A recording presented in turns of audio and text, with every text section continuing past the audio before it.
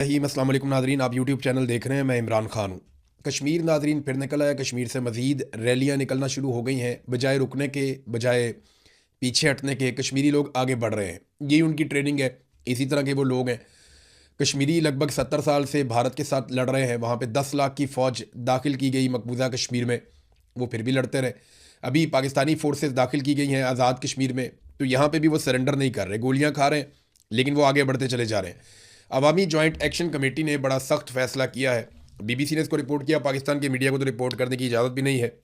Media को report करने के लिए कुछ और दिया गया है जो मीडिया रिपोर्ट कर रहा है। तो पाकिस्तान के ज़ेर इंतज़ाम कश्मीर में पुरतशद्दुद झड़पों के बाद अवामी एक्शन कमेटी का लॉन्ग मार्च जारी रखने का ऐलान। मीरपुर में हड़ताल कर दी अवाम ने, और सूरत हाल ये है कि 48 घंटों में जॉइंट अवामी एक्शन कमेटी से ताल्लुक़ रखने वाले कारकुनान के बीच में और जो सिक्योरिटी फोर्सेस हैं उनके बीच में लड़ाई हुई, फायरिंग के वाक़यात भी हुए, और उनके नतीजे में बहुत सारे लोग शहीद हो गए। और जॉइंट अवामी एक्शन कमेटी का जो दावा है वो ये है कि 31 लोग उनके शहीद हुए हैं। सिक्योरिटी फोर्सेस का दावा है कई जगह पे कश्मीरियों की जानिब से जवाबी फायरिंग भी की जाती है सिक्योरिटी फोर्सेस पे, और उसके नतीजे में उनका दावा है कि 2 पुलिस वाले ज़ख्मी हुए हैं, जबकि 1 रेंजर्स के एहलकार की शहादत का भी दावा किया जा रहा है। जबकि दूसरी जानिब 31 लोगों की शहादत गुज़िश्ता 48 घंटों में बताई जा रही है, और कुछ सोर्सेज कह रहे हैं कि मज़ीद लोग भी शहीद हैं, लेकिन अभी कन्फर्मेशन उनकी नहीं आई। बहरहाल इन्होंने फैसला किया कि वो रुकेंगे नहीं, वो और आगे बढ़ेंगे, और वो जाएंगे असम्बली की तरफ, यानी मुजफ्फराबाद की तरफ बढ़ेंगे। अब मज़ीद लोगों को रोकना है, इन रैलियों को रोकना है या इनके रास्ते में रुकावट डालनी है, तो स्टेट को दोबारा ताकत का इस्तेमाल करना पड़ेगा। आलमी मीडिया इसकी अब भरपूर कवरेज करना शुरू हो गया है।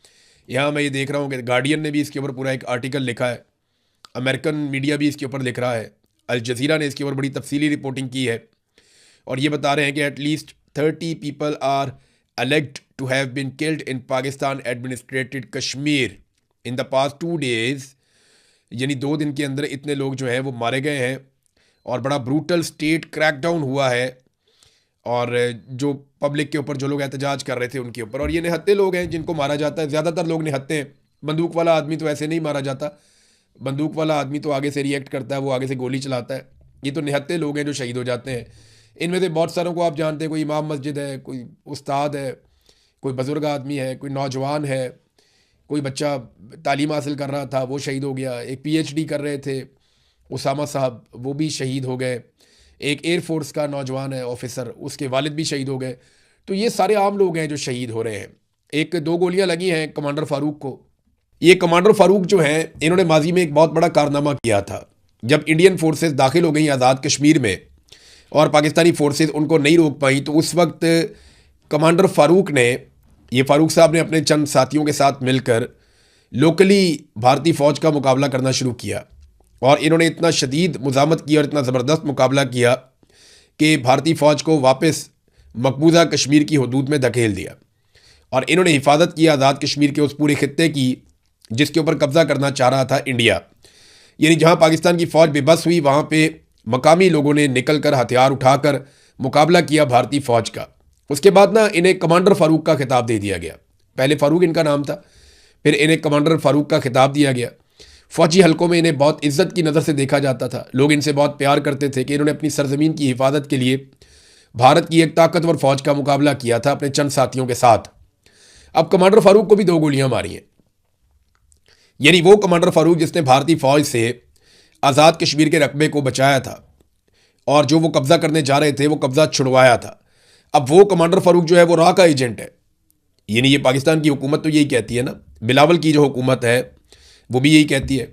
यानी बिलावल के मुताबिक ये लोग दहशतगर्द हैं, बिलावल के मुताबिक ये लोग शरपसंद हैं, बिलावल की हुकूमत के मुताबिक ये लोग इंडिया के एजेंट हैं, और ये पाकिस्तान मुखालिफ शरपसंद अनासिर हैं, तो इन्हें कुचलना बहुत ज़रूरी है। बिलावल की पार्टी तो यही कह रही है, बिलावल भी यही कह रहा है। लेकिन दूसरी तरफ बिलावल इनके मुतालबात भी दोहराता है ताकि अवाम का वोट मिल जाए। बड़ी इनकी ऑकवर्ड सिचुएशन है। जॉइंट अवामी एक्शन कमेटी को कलदम भी रखा हुआ है, उनके मुतालबात के हक़ में बात भी करते हैं, क्योंकि अवाम उन मुतालबात के साथ खड़ी है। बड़ी ऑकवर्ड सिचुएशन में, इतनी बुरी सिचुएशन में कभी किसी पार्टी को इलेक्शन लड़ना नहीं पड़ा। और जो बड़ी पॉलिटिकल पार्टी है जिसकी सबसे ज़्यादा वहाँ पे लोगों के अंदर जड़ें थी, वो पाकिस्तान तहरीक इंसाफ, वो पहले यहाँ पे हुकूमत भी कर चुके हैं, उन्होंने इलेक्शन का बाइकआउट कर दिया। जॉइंट अवामी एक्शन कमेटी ने फैसला किया था कि वो इलेक्शन लड़ेंगे, उन्होंने भी इलेक्शन का बाइकआउट कर दिया, वो भी नहीं लड़े। तो अब गेम जो है वो सारी हुकूमत के पास आ गई। पीपल्स पार्टी और PMLN ने मिलकर इलेक्शन लड़ना था। देखिए, मैं आपको बता रहा हूँ कि इस इलेक्शन के नताइज पहले से ही तय कर लिए गए, जैसे गिलगित बल्तिस्तान के इलेक्शन के नताइज पहले से तय कर लिए गए थे। अब ये जो सिक्योरिटी फोर्सेज ने बंदे मार दिए ना इतने सारे, इसको ये जस्टिफाई नहीं कर पा रहे, ना ये इन लाशों को छुपा पा रहे हैं। एक एक रिकॉर्ड जो है वो इकट्ठा कर लिया है आज़ाद कश्मीर के शहरियों ने, और वो ये मानने को तैयार नहीं है। उनके ओवरसीज़ में बहुत ज़बरदस्त ताल्लुकात हैं, बल्कि सबसे बड़ी तादाद में ओवरसीज़ उनके हैं, बरतानिया में ख़ास तौर पर। तो कश्मीरी यहाँ पे भरपूर आवाज़ उठा रहे हैं, हर फोरम के ऊपर जा रहे हैं, उन्होंने बहुत शोर मचाया हुआ है। तो सिक्योरिटी फोर्सेज ने इन सारी चीज़ों को मैनेज तो करना है, तो मैनेज करने के लिए इन्होंने नूरा कुश्ती शुरू करवाई है।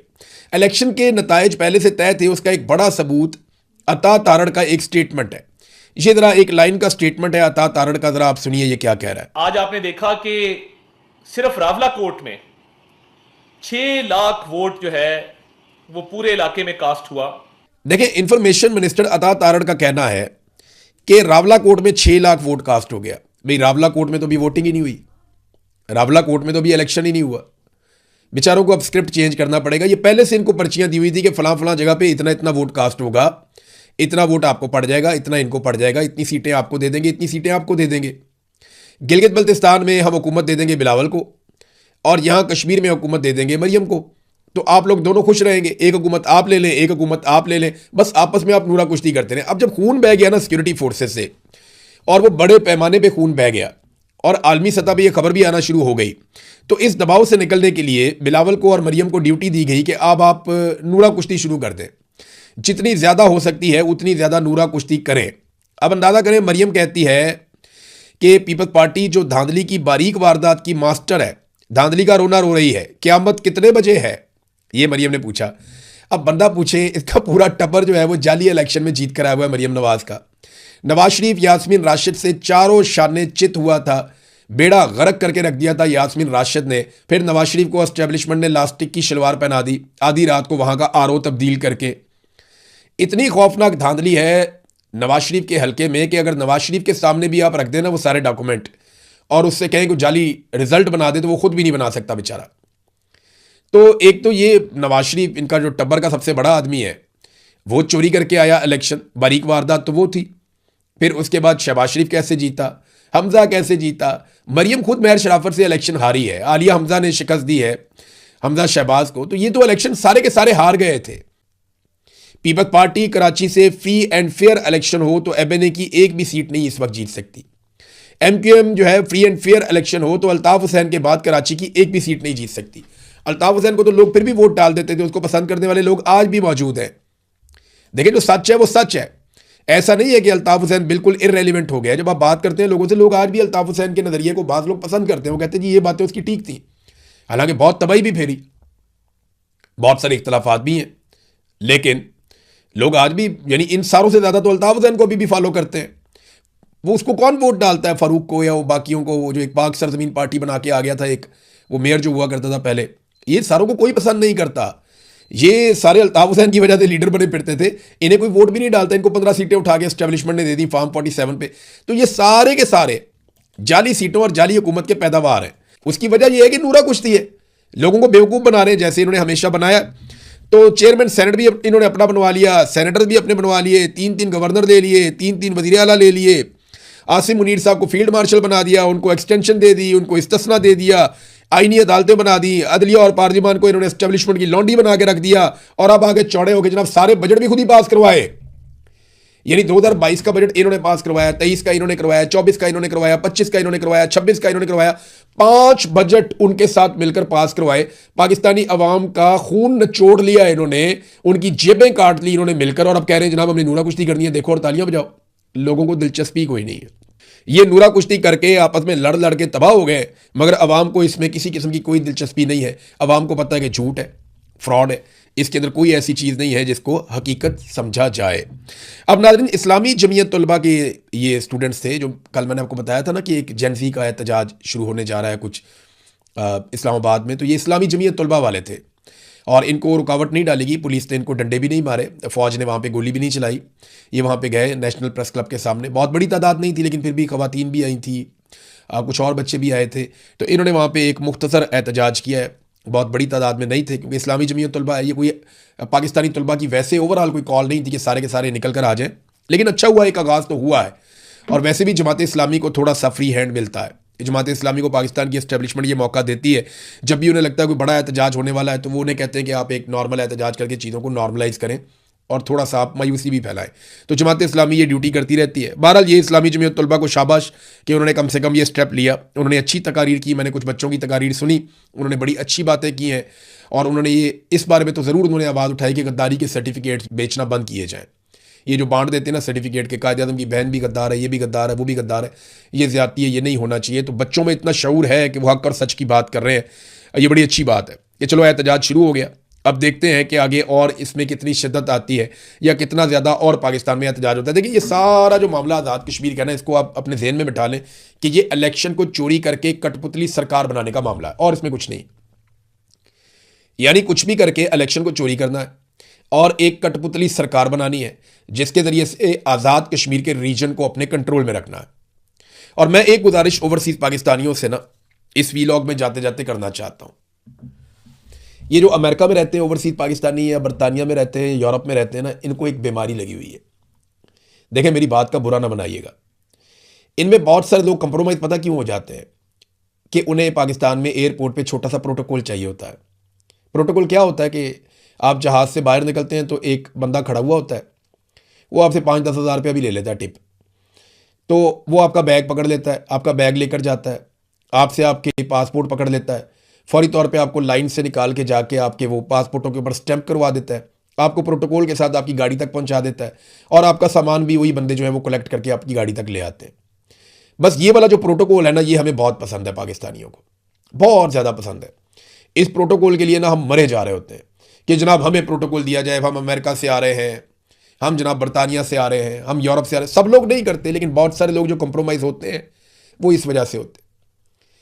इन ममालिक में अगर आप अपना सामान खुद उठा सकते हैं, जहाँ पे आप रहते हैं या जहाँ पे आप काम करते हैं, अगर 10 मिनट आप लाइन में खड़े हो जाएं, 15 मिनट आप लाइन में खड़े हो जाएं और अपने पासपोर्ट को खुद स्टैंप करवा लें, तो आपको इनका एहसान नहीं लेना पड़ेगा। ये जो सिक्योरिटी फोर्सेज हैं या एस्टेब्लिशमेंट है, ये क्या देते हैं जनाब? ये एयरपोर्ट के ऊपर प्रोटोकॉल देते हैं और आने जाने का प्रोटोकॉल देते हैं।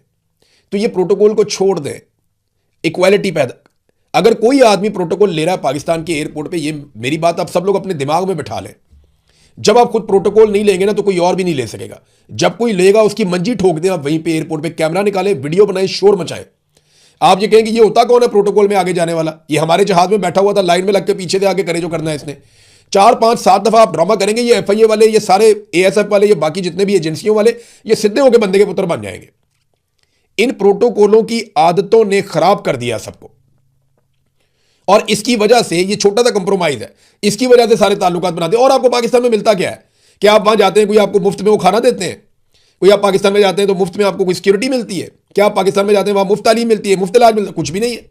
1 टके की सहूलत आपको नहीं मिलती पाकिस्तान में जो ओवरसीज है। सिर्फ एक सहूलत मिलती है कि एयरपोर्ट पे प्रोटोकॉल लग जाता है अगर आप एस्टेब्लिशमेंट की साइड पे खड़े हो। इसके अलावा तो कुछ नहीं मिलता ना। तो लानत भेजें ऐसे प्रोटोकॉल पे जिसकी कीमत आपकी कौम चुका रही है और अपना खून देकर चुका रही है। तो आज के बाद एक बात का तहिया करें, खास तौर पे मेरे आज़ाद कश्मीर के बहन भाई, कि आप पाकिस्तान जाएंगे और आप प्रोटोकॉल नहीं लगवाएंगे। कोई जरूरत नहीं है आपको प्रोटोकॉल लगवाने की। किसी ऑफिसर को फोन ना करें, सीधा लाइन के अंदर जाएं। 15 मिनट 20 मिनट ज्यादा लग जाएंगे, और चलो 1 घंटा ज्यादा लग जाएगा। देखें आपके लोग कितना खून बह गया उनका। इससे सीखें। आप जब प्रोटोकॉल देते हैं, उनके साथ ताल्लुकात बनाते हैं, उनका कॉन्फिडेंस बढ़ता है, उन्हें लगता है ये तो हमारे साथ है। लिहाजा अपने लोगों के साथ खड़े हो। अब तक के लिए इतने, अपना ख्याल रखिएगा, अपने इस चैनल का भी। अल्लाह हाफ़िज़।